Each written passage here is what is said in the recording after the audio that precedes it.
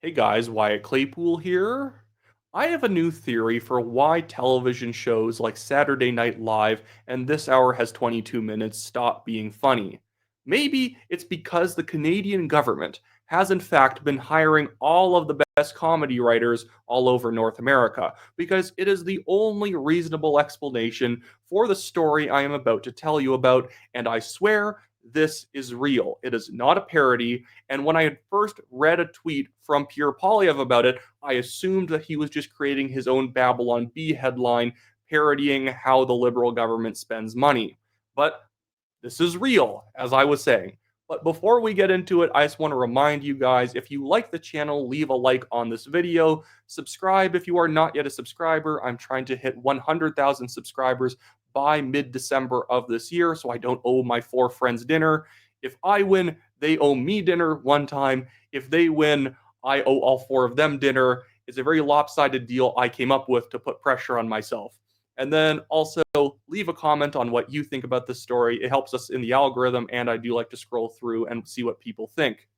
But let's get over to the tweet by Pierre Polyev before we dive into the global news investigative piece on this issue. Federal Conservative Party leader Pierre Polyev here says, more insane liberal waste, $170,000 of taxpayer money spent to wine and dine ISIS brides, business class flights, luxury hotels and food, all on your dime. Why would government spend a nickel on anyone who would join the worst terrorist organization in the world?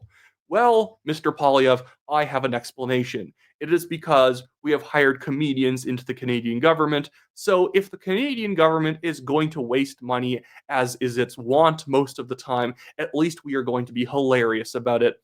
And I have a rule on the show that I haven't said in a long time. If you're going to be corrupt, at least be hilarious about it. And this is slightly hilarious. Obviously, this is very bad and we shouldn't be spending money like this, but it makes you smile so that you don't start crying. Uh, this, again, is a real story. I will be linking it in the description below as well as in the top of the comments. Good job, good work from Stephen Bell here. The headline is Wine, Candy, and Room Service, How Ottawa Spent $170,000 on Canadian ISIS women. Okay, we're just going to read this because I cannot do a better job than the article of making this funny. It says federal officers spent at least $170,000 bringing Canadian ISIS women home from Syria, according to internal government documents that show expenses for ice cream, candy, and wine. Really not sticking to that no alcohol rule, apparently, if they're joining ISIS. But it goes on to say the money was for costs incurred when 8 women who had traveled to the Middle East to join Islamic State returned to Canada with their children in 22 and 2023. Newly released documents show Global Affairs Canada paid for business class flights, stayed at the Montreal Airport Marriott, room service, chips, chocolate bars, and Timbits.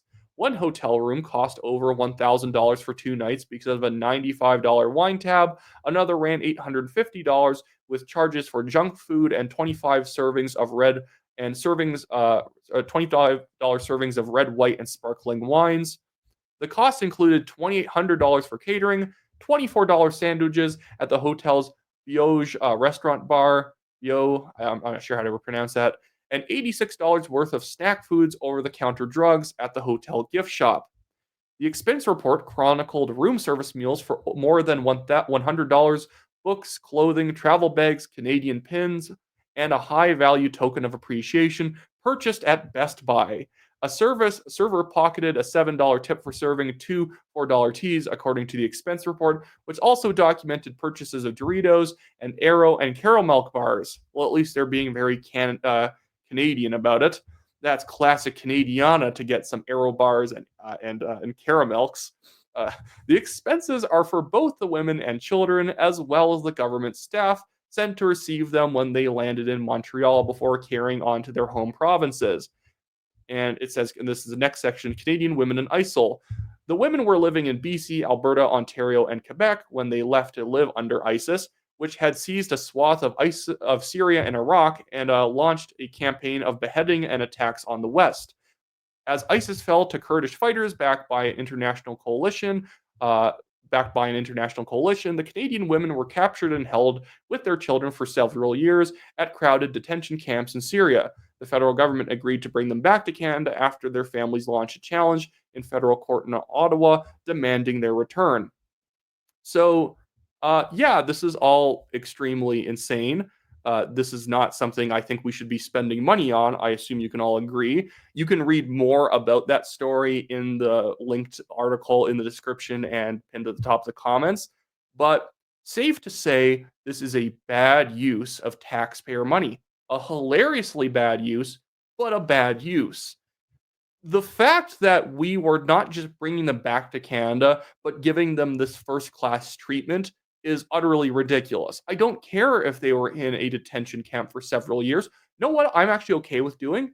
Bring their children back to Canada, keep them there. If they actually care about their children, they can bring them back to Canada and they can stay in Syria and do whatever they want to do there because apparently they signed up for all of the beheadings, torture, and the Islamic caliphate that they entered for. So why is it so much worse to be living under the current pro-terror government?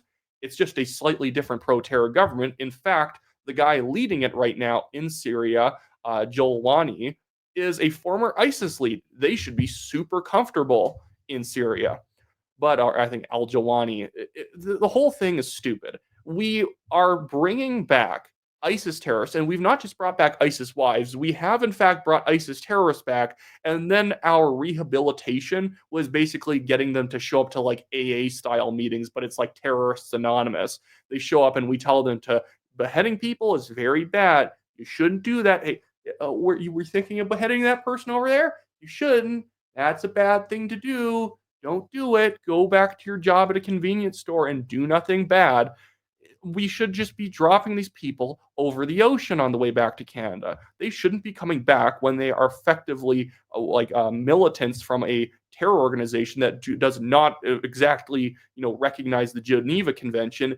In fact, in normal wars, when you capture people who aren't following the Geneva Convention, not wearing uniforms, killing prisoners, doing all sorts of war crimes, you just shoot them because that's what you can do. That's what you do with people who are breaking the rules. You're not supposed to be, taking them back in and pretending like that was a phase.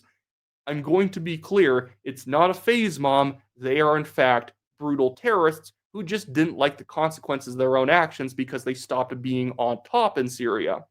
And at the same time, we can't deport any of the criminals that are entering Canada. We, in fact, let criminals go free in this country. We bring them in knowing they have criminal records, and we pretend it didn't happen. In fact, our current public safety minister, I forget what his name is. It's just a ridiculously long name. That guy was writing letters on behalf of terrorists, part of the Tamil Tigers, allowing them to come into the country, intervening on their behalf so that Immigration Canada would allow them in to become asylum seekers or permanent residents. I'm not sure what they entered as. It doesn't matter. They shouldn't have entered. We tolerate Khalistani terrorists. We tolerate people connected to the IRGC. We tolerate people who promote and fund ISIS. My party that I'm helping in British Columbia right now, 1BC, we are having to bring our own private prosecution against Charlotte Cates, who is the leader of Samadoun in British Columbia, who helps promote terrorism as well as help fund terrorism. And the BC government cannot find a reason to actually prosecute her. So our leader, Dallas Brody, who in fact has a law degree from Princeton, is having to file the paperwork on behalf of the government to get the ball rolling. This is how pathetic the BC NDP government and their Attorney General, Nikki Sharma, are. So yeah, this is a microcosm of just how bad spending is in government. And I never want to hear it from liberal talking heads on social media saying, oh, conservatives are so simplistic when they think that you can just cut spending willy-nilly in order to balance the budget, in order to be able to cut people's taxes, in order to move it to more vital areas of government. Guys, if we're buying Beaujolais and Aero bars for ISIS brides, I can assure you that we could probably find money to give normal law-abiding Canadians a tax cut. And that's another thing. We're trying to confiscate law-abiding Canadians' guns, banning handguns and different models of weapons what we are calling assault rifles. People who have not committed a crime, people who should not have their weapons taken away, we're targeting. But if you were a bride of ISIS, if you were a literal ISIS fighter, come back in. It's like an activist phase. Whatever. It's like you were blocking traffic for a green movement. Slap on the wrist, all is forgiven. Just attend a few meetings and clean up some garbage on the side of the road, and we're squaresies. We shouldn't be squaresies. And again, we have stories like this out there, and you will never have the left sound off about it. I now need to bring up something that happened on social media yesterday that was so absurd, it needs to be seen in terms of just the hypocrisy, in terms of the audacity to try and criticize Pierre Polyev over something that he's correct about. We have the liberal government doing this, and now I'm about to show you Max Fawcett, a leftist reporter at the National Observer, attacking Polyev because he's 2% wrong about a particular issue. So I need you guys to check this out because it is hilarious. I need to find the post he had. This is me going a little off reservation for this. It wasn't what I planned on doing in this video, but we're doing it, so let's jump right up. Well, I thought about it, so we're doing it. He was attacking Polyev for pointing out that Pierre Polyev could not get, or that Mark Carney could not get a deal. We couldn't get a good deal with the EU, but the Americans, Donald Trump, were able to get a commitment of $750 billion to purchase American energy. Check this out. It's beyond parody. So Pierre Polyev here said the EU is sending the US $750 billion for 3 years of natural gas. The missed opportunities are piling up because Prime Minister Carney's liberals' anti-energy laws. Absolutely correct. And then we have here Max Fawcett coming in over the top rope with a very solid actually, in order to say something completely inane that doesn't actually undermine Polyev's point. Max Fawcett here, noted intellectual, says, except it's not doing anything of the sort. EU leaders pledged $750 billion in American energy purchases over 3 years, a figure almost everyone agrees is somewhere between unrealistic and a complete fantasy. A quick thread, if you mind. And the man literally proceeds to have like a 15-post thread where he basically says, well, yeah, the government is doing, the EU is committing to doing that, but maybe they're only going to be able to purchase 500 billion or 400 billion. The point is, the EU is purchasing American goods, and we have these vague agreements that maybe the EU and Canada will start trading a little bit more with each other. That's all we've gotten. And Polyev is right that Trump is actually cutting deals where people are going to invest more in the United States, going to purchase more US goods, and Canada hasn't gotten anything of the sort.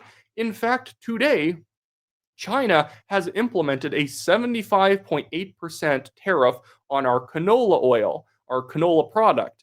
That means we basically can't export anything to China, even though it was one of our main export markets for canola.